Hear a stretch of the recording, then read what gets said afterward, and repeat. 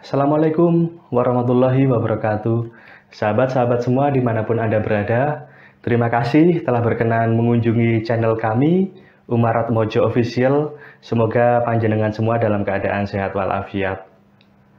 Pada kesempatan kali ini, kita akan membahas ornamen pada figur atau tokoh wayang Bima. Mengapa ini menjadi pembahasan khusus? Karena sosok figur Bima itu punya ciri khas yang tidak ada pada tokoh yang lain. Dan tidak sembarang tokoh wayang yang sandangannya seperti sandangannya Bima. Bima itu tokoh yang sangat terkenal. Wayangnya seperti ini, dikenal juga dengan nama Werkudara, Bimasena, Ganda Wastratmaja, Bayu Siwi, dan sebagainya. Banyak namanya. Dan ini tokoh yang sangat terkenal. Kalau di pewayangan itu biasanya di simping sebelah kanan paling ujung. Penyimpingannya kurang lebih seperti di belakang saya ini. Jadi dimulai dengan yang paling depan itu biasanya tokoh Tugu Wasesa. Itu Bima pada saat menjadi raja, kemudian disusul dengan tokoh Werkudara, kemudian Jagalabilawa dan Bratasena. Terkadang di tengah-tengah itu tersisipkan juga wayang yang mirip Bima namun bukan Bima, yaitu Rama Bhargawa. Selain itu juga terkadang ada wayang Dandun Wacana. Wujud wayangnya mirip sekali dengan Bima, namun roman mukanya yang beda. Roman mukanya itu roman muka buta. Prengesan itu seperti yang pada saat kita membahas busana tokoh wayang raja yang kala itu diwakili dengan figur Dasamuka atau Prabu Rahwana, itu kan juga kita sisipkan juga wujud prengesan yang waktu itu diwakili dengan tokoh Prabu Sumali. Namun demikian tidak semua wayang itu komplit seperti itu. Jika tidak ada Dandun Wacana yang wujudnya prenges seperti itu, jika ada lakon Babat Wonomarto atau Babat Alas Prentani, itu Dandun Wacananya bisa memakai istilahnya nyilih atau meminjam figur Werkudara seperti ini. Nah, jadi di simpingan wayang dugangan, jadi wayang seperti ini biasa disebut wayang dugangan.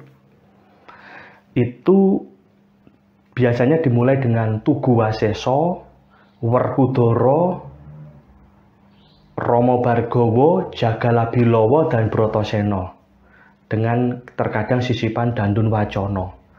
Loh, namun kok terlihat simpingannya kadang banyak dan panjang? Iya, karena wayangnya double-double. Misalnya Werkudaranya yang seperti ini, yang hitam ada berapa wayang. Yang Werkudara kuning ada berapa wayang. Jagalabilawanya ada berapa wayang. Bratasena ada berapa wayang. Jadinya simpingannya panjang. Tapi kurang lebih tokohnya ya itu-itu saja. Terkadang juga tokoh yang sama wondonya ada banyak. Nah, sekali lagi perihal wondo saya kurang paham. Saya seandainya ditanya Werkudara ini yang saya pegang ini, yang hitam ini, wondo apa? Ya saya bingung juga. Namun ada yang menyebut bahwa jika memakai kalung seperti ini, kalung nanggalan atau bulan seperti ini, terus pakai, kalau ada kalungnya juga ada gelang kakinya, disebut Werkudara Bambangan. Ada yang seperti itu, Wondo Bambang, ada yang bilang seperti itu. Cuma Nah, ini kan wayang saya yang nyorek gitu ya. Pada saat nyorek sekali lagi ya saya hanya menggambar bebas ya. Akhirnya jadinya ini wondonya apa saya kurang paham, mohon maaf. Sekali lagi kalau ditanya mengenai wondo, saya kurang paham wondo. Jadi kembali lagi ke perihal simpingan tadi. Di simpingan yang panjang itu ada banyak wujud, banyak variasi roman muka dan warna bima. Kalau warna ya ada dua, yang badannya hitam seperti ini, badannya hitam, atau yang badannya kuning, ya itu. Tapi kalau wajah, bedahan, macam-macam. Tuh. Jadi simpingan yang panjang itu bisa dikatakan sebenarnya tokohnya ya itu-itu saja, cuma jumlah wayangnya yang banyak. Saya pernah melihat simpingan itu dari ujung depan sampai gunungan, sampai gawangan itu, gawangan jagatan pagelaran itu terakhir itu sampai Prabu Duryudono. Jadi tokoh wayang dugangan Bima itu, wayang dugangan seperti ini ada berapa puluh, mungkin 70 lebih total. Itu ada juga seperti itu. Namun seberapa banyaknya pun tokohnya itu, ya biasanya yang paling depan itu Tugu Waseso, kemudian Werkudara yang kuning, kemudian Werkudara yang hitam. Nah, karena sudah masuk simpingan yang hitam, kemudian disusul warna wayang yang badannya hitam juga, bisa Jagala Bilowo atau Romo Bargowo atau apapun yang warnanya hitam supaya dilihat itu gimana ya, enak aja, nggak selang-seling gitu. Jadi kuning, hitam, kuning lagi gitu. Mungkin setelah itu bisa Brotoseno yang hitam badannya, kemudian Brotoseno yang kuning, baru kemudian tokoh yang lain misalnya seperti Duryudono, kemudian Bumo Norakasura atau Donorojo, Gondomono, Gatotkaca, Antareja, Antasena dan seterusnya. Gitu. Jadi simpingan yang panjang di wayang dugangan ya tokohnya itu saja. Terkadang juga wayang Bathara Bayu juga ikut disimping. Ya mungkin jumlah wayangnya kurang supaya simpingannya tampak panjang ya tidak masalah. Bahkan dulu pada saat saya masih kecil itu yang paling depan itu bukan Tugu Waseso, karena wayang Tugu Wasesonya nggak ada. Yang paling depan itu malah wayang itu Yomodipati, Dewa Yomodipati itu. Karena mungkin maksudnya untuk mengimbangi simpingan kiri yang wujudnya buto raton. Jadi Yomodipati itu ikut disimping, saya pernah. Kenapa saya kok yakin itu Yomodipati ikut disimping? Karena ingat dulu waktu kecil itu di wayang simpingan itu rasanya pada saat masih kecil memainkan ngobahke tuding tangan wayang disimping itu senangnya luar biasa. Jadi senangnya itu udah minta ampun. Dan begitu ketahuan penitinya atau yogo atau kru di dalam pertunjukan itu dimarahi, disentak, diseneni gitu, dimarahi gitu. Tapi bagi kami dulu yang masih kecil itu bisa ngobat-ngabitke tangan wayang gini tuh seneng banget gitu. Mungkin jika ada anak kecil yang ngobahke seperti itu mungkin mohon maaf ya kalau seandainya menggak atau menging bahasa Jawanya itu ya jangan terlalu kelihatan marah ya, yang sebaik mungkin, karena bagaimanapun juga kok anak kecil itu sampai mau memegang tuding wayang dan ngobah-ngobah itu kan berarti di dalam hatinya itu sudah ada rasa cinta wayang, senang wayang. Jadi eman jika tindakan orang dewasa itu yang membentak atau memarahi yang terlalu berlebihan justru memberikan rasa trauma kepada anak yang akhirnya dia nggak nyaman dengan wayang. Nah, itu kan eman banget itu. Ya selama wayangnya itu nggak rusak, nggak ekstrim juga memainkannya, ya saya kira ya sah-sah aja, anggap aja itu sebagai pengenalan saja. Gitu. Itu bayangan saya begitu. Jadi pada saat melihat Simpingan ya tokohnya itu saja. Tugu Waseso, Werkudara kuning, Werkudara hitam, terus Rama Bargawa, Jagalabilawa, Bratasena hitam, itu pun kalau ada terkadang nggak ada juga, kadang langsung Bratasena yang kuning. Sehingga di dalam belakang saya ini coba saya wakili dengan beberapa wayang. Jadi Tugu Waseso yang badannya kuning, Werkudara yang kuning, terus ini Werkudara hitam, kemudian Rama Bargawa, Jagalabilawa, Bratasena hitam, Bratasena kuning. Gitu. Apapun warna badannya wayang tokoh Werkudara, biasanya roman mukanya hitam semua.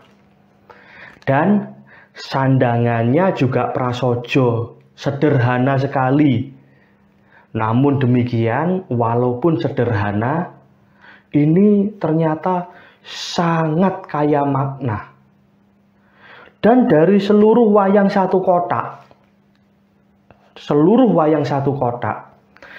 itu bisa dikatakan hanya tokoh wayang Bima saja, Werkudara ini saja, yang betul-betul bisa memahami hakikatnya sebagai seorang hamba, sebagai seorang makhluk, dan dia mengetahui kedudukan sang penciptanya atau Tuhannya. Jadi dia itu tokoh yang paling memahami mana kawula, mana gustine, mana Tuhan, mana hamba. Itu Bima. Kalau yang lainnya tidak, tatarannya tidak sampai ke Bima. Jadi bagaimana seorang tokoh memahami jati dirinya, mengetahui posisinya sebagai makhluk, dan Tuhan yang Maha Kuasa sebagai satu-satunya pencipta atau Tuhan yang wajib disembah, itu tidak ada tokoh yang pemahamannya sebegitu mendalam sebagaimana pemahamannya tokoh Bima atau Werkudara ini.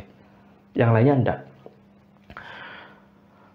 Kalau wayang satu kotak yang menurut saya hatinya itu sangat lembut dan tidak tegaan, walaupun luarnya itu sangat kelihatan galak, namun hatinya itu begitu melihat kezoliman atau melihat hal-hal yang sekiranya menyayat hati sangat mudah tersentuh, itu Prabu Baladewa. Menurut saya tokoh itu. Sehingga itu memberikan dampak jika dia itu disambati atau dimintain tolong oleh siapapun, walaupun yang meminta tolong itu sebenarnya memperalat dia tetap mangkat. Makanya sering Prabu Baladewa itu diminta tolong oleh Prabu Duryudana atau oleh Kurawa, dan tetap dia jalani itu. Walaupun ujung-ujungnya dia itu kewirangan atau malu karena gagal. Nah, itu Prabu Baladewa. Namun tokoh yang sangat memahami hakikat dirinya sebagai makhluk dan Tuhan Sang Maha Pencipta yang wajib disembah, itu hanya tokoh Bima atau tokoh Werkudara ini. Yang notabene bentuk wayangnya ya seperti ini ya, sangat prasaja, tidak terlalu banyak ornamen. Namun demikian, dari seluruh wayang yang ada satu kotak, energi yang digunakan untuk menggambar wayang Bima itu menurut saya itu yang paling sulit untuk saya. Untuk saya tuh gambar wayang Bima itu sangat gimana ya, sangat sulit, sangat menguras tenaga sama pikiran. Sulit sekali buat saya.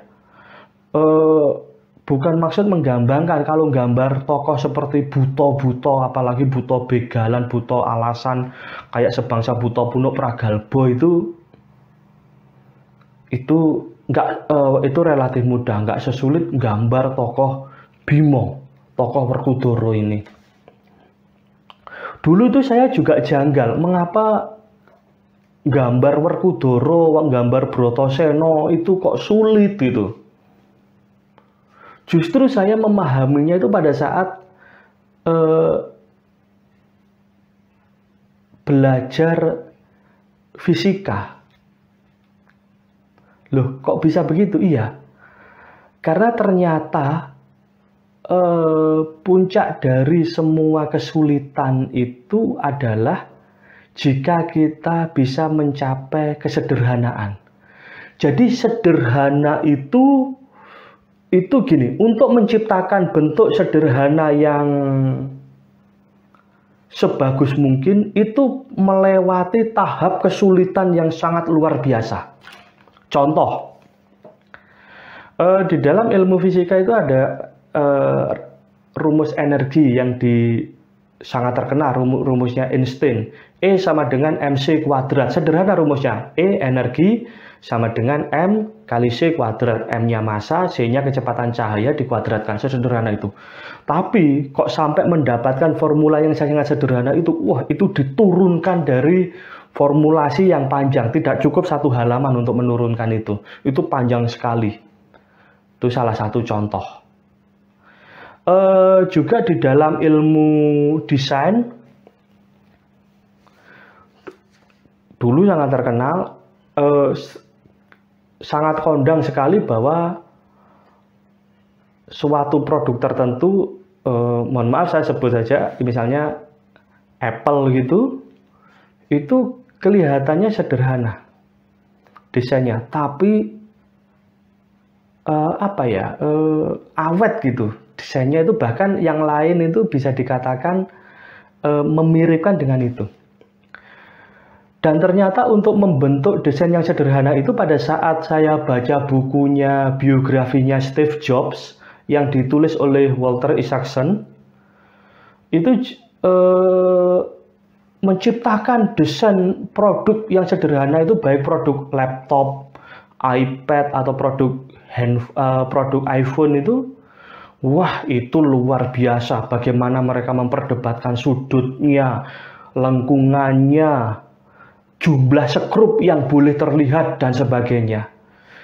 Nah, jadi sekali lagi, bentuk yang kelihatannya dilihat itu sederhana, itu pada prinsipnya pada saat membangun itu melalui tahapan yang tidak gampang. Nah, di wayang saya menemukannya itu di tokoh Bima. Ya bentuknya seperti ini, ya Bima, ya Werkudara, itu ya bentuknya ya seperti ini. Kalaupun ada wayang Bratasena, bedanya digelung sama Garuda Mungkurnya. Mungkin ada ornamen yang membedakan ini pakai kalung atau nggak pakai kalung. Jika pakai kalung, dia pakai gelang kaki. Jika nggak ada kalungnya, gelang kakinya nggak ada. Ya hanya itu aja kombinasinya. Tapi gambar tokoh ini nih buat saya itu sulit sekali, sulit dan harus betul-betul konsentrasi penuh. Mungkin bagi yang ahli mudah, tapi bagi saya sulit. Sekedar membentuk lekuan ini di jari ini, terus bagaimana supaya yang bagian sini nampak nampak panjang, nggak embundel gitu. Wah, itu sulit. Bagaimana supaya jangkahnya nampak gagah, terus praupannya atau wajahnya nampak bagus gitu, itu sulit. Namun demikian pada saat sudah jadi puas. Lebih-lebih jika kita semakin memahami makna ornamen-ornamen sandangan yang nempel di badannya Bima ini. Jadi ini ada ornamen-ornamen ini, namanya apa, maknanya apa. Nah, itulah yang pada kesempatan ini akan kita pelajari lebih lanjut. Dan Sekali lagi saya sampaikan bahwa saya di sini masih belajar. Jika mungkin nanti ada penyampaian saya yang kurang tepat, saya mohon maaf dan mohon koreksinya karena saya juga masih belajar. Dengan adanya koreksi dari panjenengan semua menjadikan saya semakin tambah wawasan dan saya sangat berterima kasih atas hal itu. Baik, kita lanjutkan dengan membahas ornamen-ornamen yang ada di tokoh Bima ini. Monggo, mari kita simak lebih lanjut. Monggo.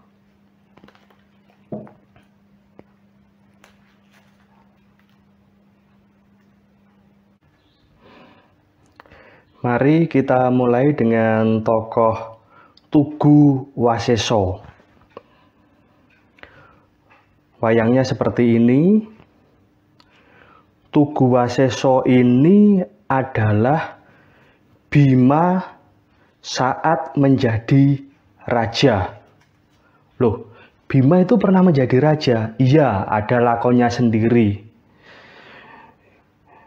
Dia menjadi raja, negaranya Giling Wesi, dan jejuluk Prabu Tugu Waseso. Wayangnya seperti ini. Mengapa kita mulai dengan wayang Tugu Waseso? Yang pertama, karena wayang ini biasanya disimping sebelah kanan paling depan. Jadi di simping paling ujung kanan depan biasanya wayang ini. Yang kedua, dalam pembahasan sebelumnya kita membahas tentang wayang raja atau ratu. Nah, mumpung sekarang bahas wayang Bima dan ada Bima yang figurnya itu sebagai raja, maka kita bahas duluan.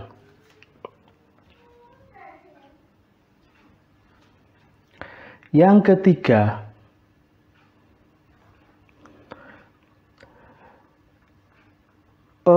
apapun bentuk Bimanya, perbedaannya hanya perbedaan kecil.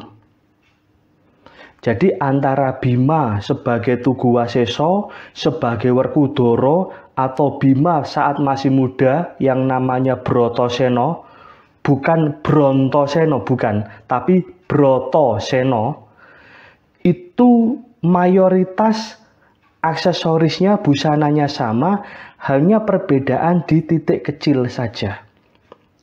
Nah, untuk Tugu Waseso ini, perbedaannya ada di busana raja ini atau makutan ini. Jadi Tugu Waseso ini Bima memakai ini ada jamang sodo sakler atau jamang lidi, ada jamang sungsun, ada makuto, ada nyamat. Ini sama persis pada saat kita membahas tokoh raja yang diwakili figur Dasamuka. Ada juga Garuda Mungkur, tali grodanya ada, uta-utanya ada, probo juga ada, tali probo juga ada.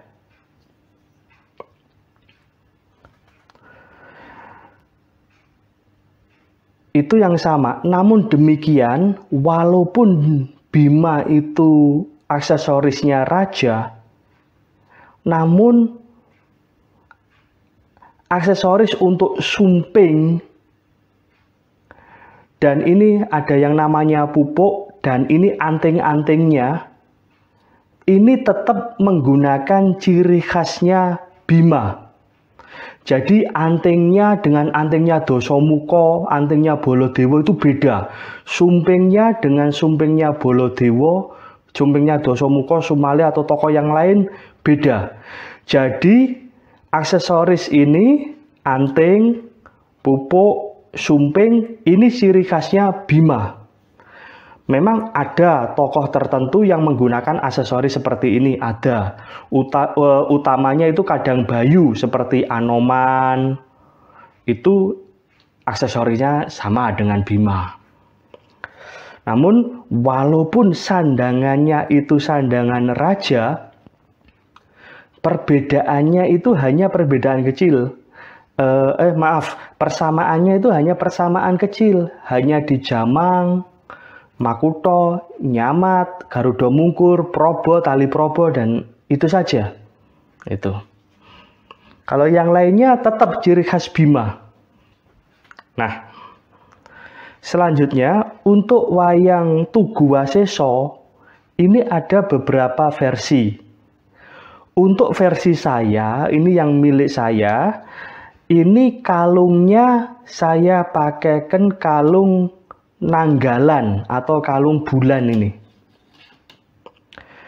Banyak yang menggunakan versi kalung ulur seperti kalungnya Dasamuka atau kalungnya Baladewa. Kalung ulur panjang gitu, terus sampai ke bawah. Itu banyak juga yang menggunakan versi kalung seperti itu. Namun untuk yang saya gunakan versi kalung yang seperti ini. Tidak masalah. Pertimbangan saya waktu memilih kalung seperti ini, mengapa nggak kalung ulur? Pertimbangan saya kala itu, mohon maaf jika tidak tepat, agar tidak mengganggu aksesorisnya Bima, khususnya di bagian kampuh ini. Karena kalau ada kalung ulur, nanti ada uluran yang sini, terus di sini ada ginjengan. Menurut saya waktu itu, oh ini ganggu. Biar ciri khas Bima di bagian bawah ini tidak terganggu oleh aksesoris tambahan yang lain. Itu pertimbangan saya. Namun untuk bagi yang suka dengan kalung ulur, tidak masalah, tidak apa-apa. Itu hanya perihal selera saja. Cuma pertimbangan saya mengapa saya gunakan kalung nanggalan ini adalah agar wilayah sini tidak terganggu atau tidak ada aksesoris tambahan yang mengganggu wilayah sini. Itu saja. Nggak ada sebab yang prinsip lain. Semuanya sama-sama sahnya aja Tugu Waseso gitu. Umumnya wayang Tugu Waseso itu badannya kuning, namun ada juga yang hitam. Namun jika wayang Tugu Waseso itu badannya hitam, itu kesulitannya pada saat nyimping. Karena kalau disimping di bagian depan nanti hitam, kemudian kuning, baru hitam lagi, itu jadinya kurang estetika saja. Tapi sebenarnya tidak masalah, tidak apa-apa. Namun supaya simpingannya itu seragam, warna badan kuning semua, kemudian hitam semua, baru kuning lagi, maka seringkali Tugu Waseso ini badannya kuning, namun wajahnya hitam. Tuh. Jadi ini Bima pada saat menjadi raja di negara Giling Wesi, namanya Prabu Tugu Waseso. Jadi sekali lagi, dia tetap sebagaimana raja umumnya menggunakan Jamang, ada Makuto atau mahkota, ada Nyamat, Garuda Mungkur, Probo, Tali Probo. Sumpingnya, antingnya tetap menggunakan ciri khas Bima. Nah, karena di sini menggunakan kalung, maka di kakinya menggunakan keroncong, menggunakan gelang kaki ini. Depan belakang ini menggunakan gelang kaki. Itu. Jika di sini tidak menggunakan kalung, sebaiknya gelang kakinya nggak ada. Nah, kemudian kita lanjutkan dengan tokoh Werkudara atau Bima yang dikenal pada umumnya. Nah, jadi yang nyatrio atau sebagai satrio, Panenggak Pandowo, Raden Werkudara. Werkudara yang hitam itu sebagaimana yang saya sampaikan tadi di pendahuluan awal tadi, itu Werkudara yang hitam yang pakai kalung yang istilahnya Bambangan. Werkudara Bambangan. Nah, ini Werkudara yang nyatrio.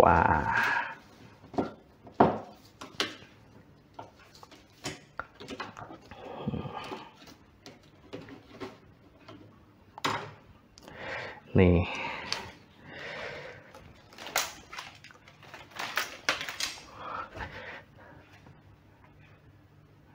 Nah, wayangnya ya sederhana bentuknya, prasojo. Namun demikian nih sulit, gambarnya nih sulit. Ini kalau saya ditanya ini wondo apa, wah bingung saya, nggak ngerti. Nah, ini wayang Werkudara. Jadi Werkudara itu ada yang badannya hitam, ada yang kuning. Ini yang kuning. Nah, jika Tugu Waseso tadi itu di kepalanya itu menggunakan aksesoris mahkota, kalau Werkudara tidak. Nah, ini saya jelaskan aksesorisnya Werkudara. Jadi biasanya pada saat tokoh ini mau beraksi biasanya atau mau melompat, karena ciri khasnya ini kalau jalan itu dia itu melompat. Satu lompatan itu jauhnya sak yojono. Sak yojono itu mungkin ya itu sekitar 8 km satu lompatan. Jadi satu lompatan lurus. Jadi kalau jalan tidak belok dan diikuti angin yang kenceng. Namun demikian anginnya itu gandane atau aromanya itu harum. Itu ciri khas Bima. Nah, ada kocapan itu biasanya itu para dalang itu pada saat tokoh Bima ini ditancapkan dengan posisi yang seperti ini, kurang lebih, terus dalang menyampaikan pocapan. Lah punika warnanira satria panenggak Pandhawa. Akekasih Raden Werkudara inggih Bratasena, Bima Ngalaga, Wayunindya Ganda Wastratmaja, Kusuma Adilaga ya Sang Abilawa. Satria gagah prakosa Birawa tur sentosa. Godhek wok simbar jojo, rawisnya sakepel sisih, polatan ngegreng jenggureng respateni, yen pinandeng katon kebagusane. Tuh, kemudian pocapan itu dilanjutkan dengan penjelasan, penyampaian mengenai sandangan atau aksesoris apa aja yang ada di tokoh Bima ini. Biasanya dimulai dari ini, Gelung Minangkara. Gelung Minangkara Cinandhi Rengga endek ngarep, ini depan nggak? Jadi endek ngarep dhuwur mburi. Jadi yang belakang ini posisinya lebih tinggi daripada depan. Jadi ini menggambarkan makna bahwa ini Bima itu sangat memahami posisinya, kedudukannya sebagai hamba atau sebagai makhluk yang senantiasa bersujud kepada Sang Maha Pencipta. Jadi yang belakang ini lebih tinggi daripada yang depan. Ini penggambarannya sujud, penggambarannya ibadah, penggambarannya seorang hamba menyembah pada Tuhannya. Nah ini. Jadi digambarkan dengan gelung yang bagian depannya ini lebih pendek daripada bagian depan. Jadi Gelung Minangkara Cinandhi Rengga endek ngarep dhuwur mburi. Nah itu. Ini Gelung Minangkara.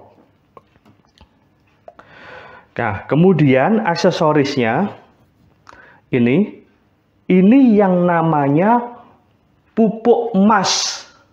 Ini pupuk emas rineka jaroting asem. Nah, pupuk emas. Bentuk luarnya ini sederhana, hanya lengkungan seperti ini. Namun demikian di dalamnya ini ditatah atau istilahnya ada bentuk yang rumit. Nah ini. Jadi walaupun di tokoh Tugu Waseso itu juga ada pupuk emas. Nah ini. Nih pupuk emas rineka jarote asem. Nah, itu. Nah, pupuk emas rineka jarote asem itu maknanya adalah eh, Bima itu di dalam bertindak selalu didahului oleh pemikiran yang rumit dalam artian melalui berbagai pertimbangan-pertimbangan. Namun demikian, setelah didapatkan keputusan yang masif, dia tidak akan ragu-ragu. Jadi bagi yang awam, bagi orang lain mungkin melihat tindakan Bima itu sepele.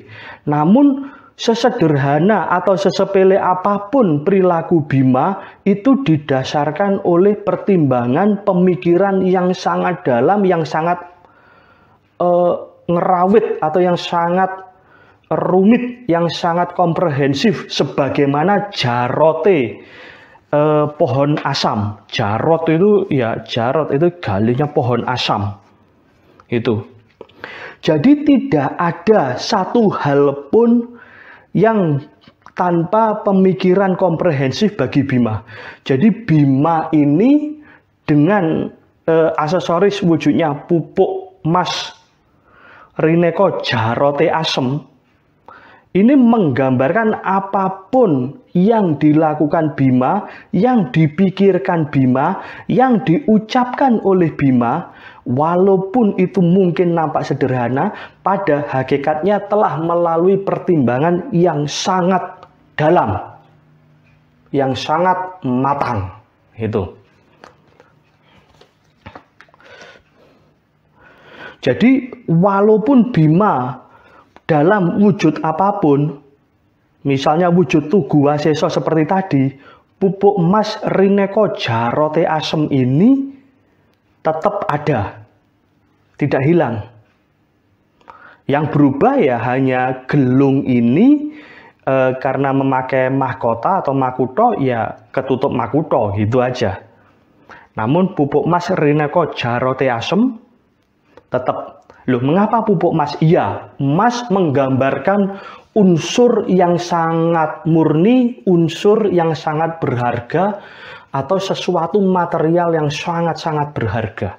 Jadi Bima itu apapun yang dipikirkan adalah sesuatu yang istimewa. Itu. Nah, kemudian aksesorisnya adalah sumping. Nah, ini sumping.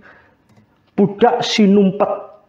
Jadi ada sumping, kalau kemarin kita bahas Prabu Dasamuka atau Baladewa kita sebutkan sumping Surengpati. Nah, kalau Bima khusus namanya sumping pudak sinumpet.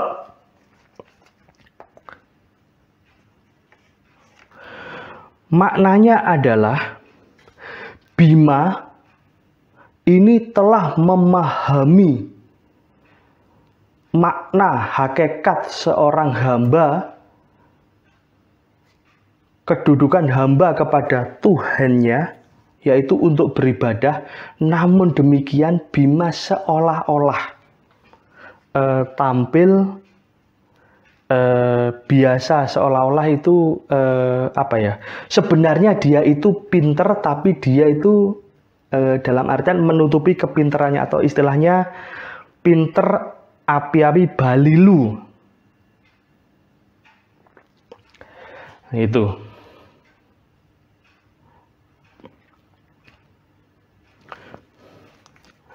Jadi menjadikan Bima itu mampu menyederhanakan hal yang rumit, namun tidak merusak hakikat seorang hamba kepada Tuhannya. Itu Bima. Nah, ini sumping pudak sinumpet. Nah, kemudian aksesorisnya ini ada lain. Ini anting-anting. Anting-antingnya beda dengan tokoh yang lain. Ini namanya anting-anting panunggul maniing warih. Warih itu air. Anting-anting panunggul maniing warih.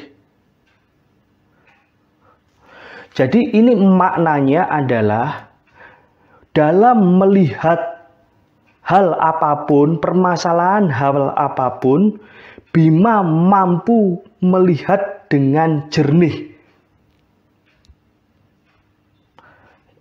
Jadi hal apapun bagi Bima bisa dilihat sesuai dengan hakikat yang sebenarnya, bisa melihat segala hal dengan jernih. Nah, di sini digambarkan dengan aksesoris anting-anting panunggul maniing warih. Nah, jadi ini pupuk mas rineko jaroting asem, sumping pudak sinumpet, anting-anting panunggul maniing warih. Aksesoris ini apapun wujud Bimanya, mau sebagai Raja Tugu Waseso atau masih muda sebagai Bratasena, ini tetap tidak berubah.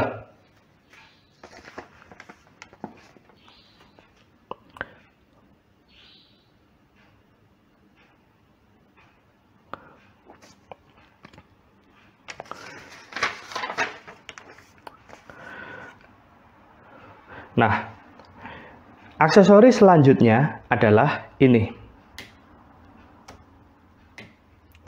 Ini namanya, karena ini kan tangan atas ini bau. Kelat bau rineko balibar manggis, binelah tekan kendangane. Jadi kelat bau rineko balibar manggis itu seperti buah manggis yang dibelah sampai tuntas, dibelah sampai ujung bawah kendangane. Jadi ini menggambarkan bahwa Bima itu luar dalamnya itu sama, prasojo apa nani. Jadi luar dalam itu sama, tidak kembang sembojo, artinya tidak jobo putih jero kuning, luarnya putih dalamnya kuning, enggak gitu ya. Bima itu apa adanya, iya enggak, tidak gitu. Gitu. Aksesoris kemudian adalah ini di tangan ini. Ini namanya gelang condro kirono. Jadi gelang itu sudah jelas, condro itu artinya rupa atau penampakan atau wajah. Kirono itu bulan. Jadi ini menggambarkan bahwa pengetahuannya Bima itu ibaratnya bisa menerangi kehidupan sebagaimana bulan purnama yang menjadikan malam jadi terang. Nih, gelang condro kirono itu. Nah, ciri khas kemudian di tangannya Bima ini adalah ini adalah kuku Ponconoko. Ini depan belakang sama ini. Ini ada namanya kuku Ponconoko. Kuku itu punya makna kukuh atau kokoh. Kukuh itu adalah suatu tekad yang mantap didasarkan suatu pertimbangan atau suatu pemikiran niat yang teguh, yaitu. Nih kuku dari tembung kukuh. Ponco itu 5, noko itu emas. Maknanya itu begini. Kuku ponco noko itu menggambarkan kemampuan Bima dalam menggenggam atau memusatkan panca indera untuk menuntaskan hal apapun. Jadi mampu mensinergikan panca indera. Ada juga Ponconoko itu bukan dimaknai panca indera, namun dimaknai anasir limang perkara. Banyu, bumi, geni, angin, lan suwasono. Jadi Bima itu mampu merengkuh, mensinergikan anasir alam, banyu, bumi, geni, angin, dan suasana. Itu. Sehingga kemampuan Bima di dalam mensinergikan anasir-anasir itu tadi mampu menjadikan Bima merantasi gawe, istilahnya menuntaskan hal apapun yang menjadi tanggung jawabnya itu.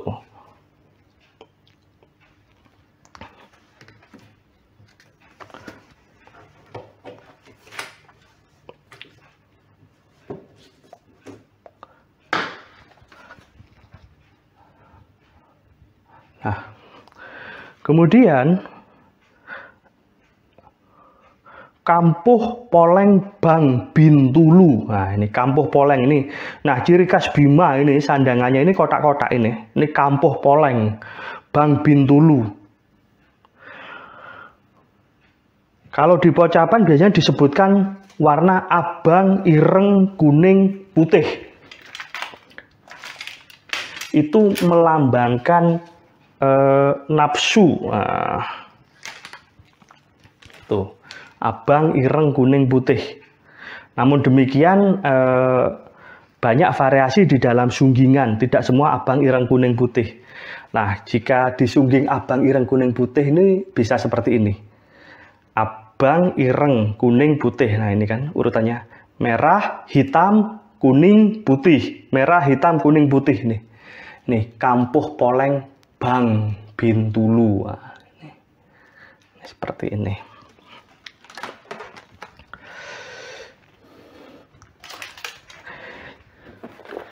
Jadi itu melambangkan nafsu di dalam diri manusia. Dan Bima mampu mengendalikan itu semua. Jadi menggambarkan bahwa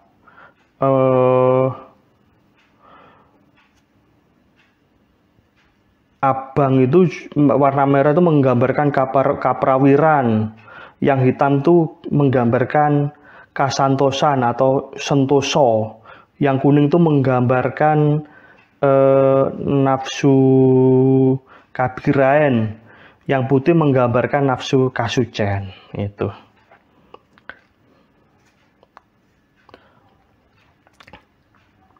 Nah, kemudian aksesorisnya adalah paningset atau sabuk ini. Nah, paningset cindeboro binelah numpang wentis kanan kiring. Nah, ini paningset.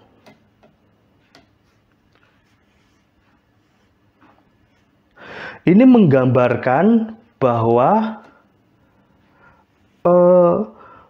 Bima itu mampu membedakan laksitaning broto, lahir dan batin.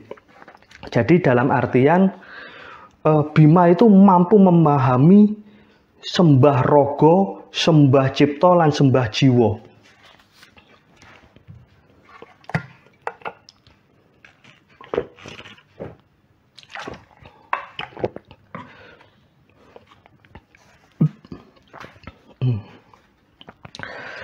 Nah, kemudian aksesorisnya adalah ini. Yang numpang di betis ini. Di pupu. Maaf, di paha. Ini namanya porong dapur Nagaraja minangka kekancingan. Nah, ini Nagaraja minangka kekancingan. Jadi itu menggambarkan bahwa hal apapun itu mampu direngkuh oleh Bima. Dan kekuatan Bima itu ibaratnya kekuatan naga, kekuatan Nagaraja. Nah, itu. Nah, ciri khas Bima yang lain adalah, dan ini selalu di Bima, ini kunconya ini satu. Nggak nyabang seperti Baladewa Dasamuka yang kita bahas kemarin. Ini kunconya satu. Depan satu ya belakang satu.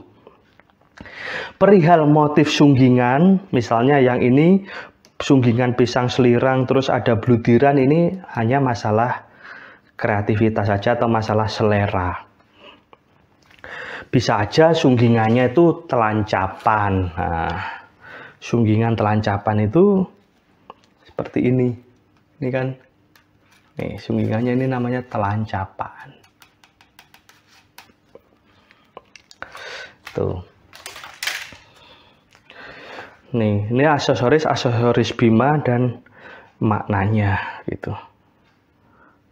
Nah, sekali lagi kalau untuk wayang saya, apapun figurnya, apapun warna badannya, walaupun badannya hitam misalnya, bawahnya ini palemahannya ya tetap hitam, tengahnya warna keemasan. Nah, jadi tokoh Bima Werkudara itu dalam wujud apapun ya bentuknya mirip aja. Jadi aksesorisnya sama, hanya perbedaan kecil. Misalnya Bima pada saat masih muda, dia namanya Raden Bratasena. Itu perbedaannya sedikit sekali. Jadi hanya di ini. Kalau ini pakai gelung, ini pakai Garuda Mungkur. Nah, pakai Grodan ini. Lainnya sama. Ada pupuk emas Rineko Jarote Ngasem, anting-anting Setyamani ing warih, sumping pudak sinumpet, sama. Di sini pakai Garuda, cuma rambutnya ini rambut nguri. Di sini tidak ada tambahan. Nah, karena di sini nggak ada, ya di depan ini nggak ada. Tuh. Nah, jika rambut ngurinya itu nambah, misalnya depan juga bisa ditambahi. Misalnya ini, sebentar.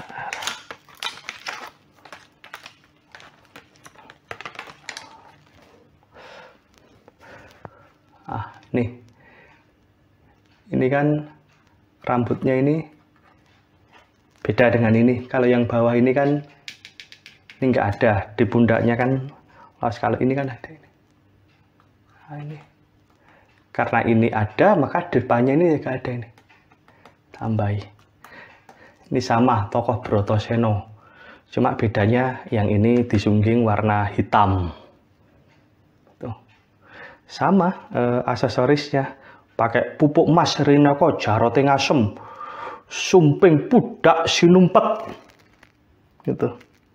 Sama. Anting-anting Setyamani ing warih, sama. Ini pakai Garuda Mungkur, ada utah-utahan. Nggak pakai gelung, rambutnya nguri.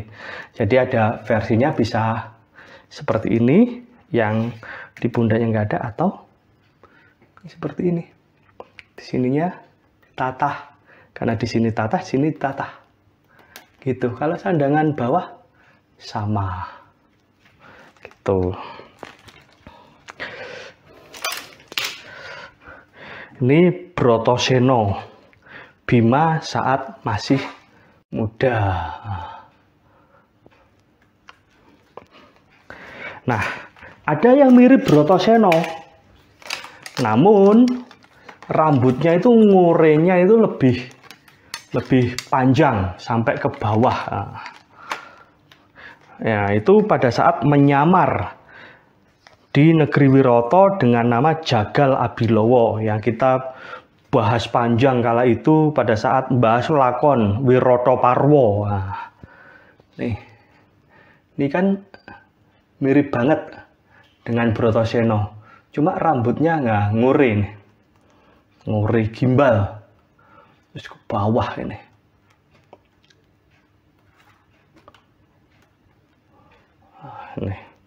Ini sama. Jadi walaupun sebagai Jagal Abilawa rambutnya ngure, tetap pakai pupuk emas Rineko Jarote Ngasem, sumping pudak sinumpet, nah, anting-anting juga sama. Jadi tetap. Jadi raja juga pakai pupuk, tetap sama. Jadi aksesorisnya itu Bima itu standar seperti itu.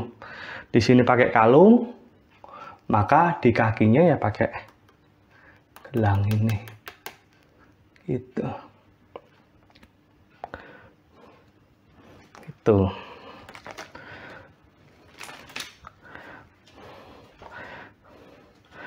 Jadi dari figur Bima ini kita bisa belajar banyak hal. Betapa luar biasanya leluhur-leluhur kita dulu meninggalkan warisan karya seni yang bukan hanya estetika, bukan hanya istimewa dilihat secara kasat mata, namun di dalamnya memuat makna-makna falsafah-falsafah yang sangat luar biasa. Makanya saya sangat bangga mencintai wayang. Wayang itu luar biasa. Jadi wayang itu kalau kita mau mempelajari lebih lanjut, wah, kita akan semakin mencintai wayang. Kenapa? Karena di dalamnya untuk figur Bima seperti ini luar biasa ini. Luar biasa sekali makna-maknanya. Belum lagi nanti kalau kita membahas mengenai lakone Bima ini bagaimana di dalam merantasi gawe. Istilahnya Bima itu figur yang wis nggak kedonyan lah gitu. Jadi walaupun dia itu membabati alas Wonomarto, jadi negara Indraprasta itu, dia tidak mau menjadi raja. Oh, jasanya di dalam kehidupan ini Bima luar biasa, tapi dia sepi ing pamrih, rame ing gawe gitu. Ini figur Bima ini luar biasa sekali. Tuh. Nah, demikian yang bisa saya sampaikan tentang figur ini. Saya mohon maaf apabila ada penyampaian yang kurang tepat atau mungkin menjadikan kurang berkenan. Saya mohon maaf yang sebesar-besarnya. Terima kasih. Terus ikuti channel kami di episode-episode selanjutnya. Terus semangat belajar dan bangga mencintai wayang.